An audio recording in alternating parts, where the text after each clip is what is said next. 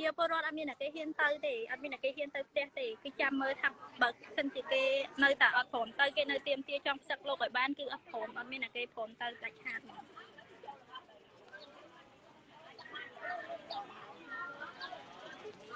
ខ្ញុំអត់ដឹងថាគាត់ខឹងរឿងហ្នឹងឬមួយក៏រឿងអីដែលគាត់ចង់ធ្វើបាបលោកទេបងប៉ុន្តែគាត់ព្យាយាមចុះប្រសែតឡើង3 4ដងបកាច់ប្រខូចវត្តបកាច់ប្រខូចអីគ្រប់យ៉ាងទាំងអស់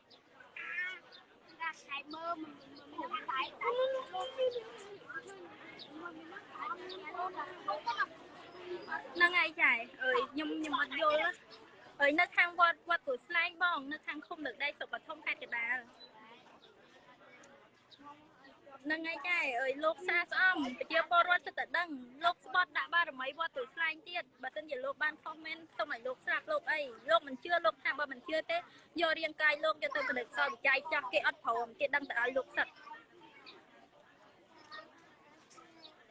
ហើយរឿងហ្នឹងវាអស់បន្លាយឡើងចូល10 20ឆ្នាំហើយ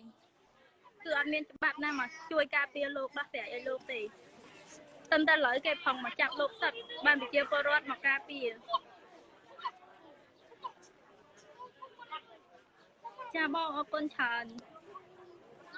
ចង់បញ្ចប់អត់មានពឹងអីកែទេមានតែពឹងលើបារមីហើយបើបារមីវត្តដាក់សិតមានតែជួយឲ្យលោកឆ្លងផុតមិនហ្នឹងមានលោកអង្គខ្លះលោកស្លាប់ទៀតអស់ពីស្លាប់មានយាយខ្លះគាត់រងរបួសទៀតដោយសារប៉ូលីសហ៊ុនប៉ូលីសអីមិនហ្នឹង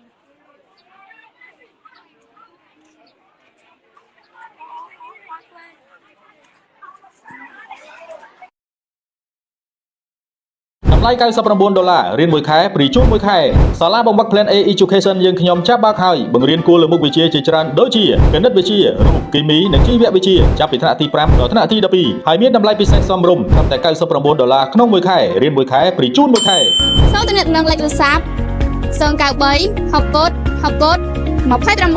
មអរគុណសាលាបង្វឹក Plan A ដំណើរឆ្ពោះទៅកាន់នីតិ A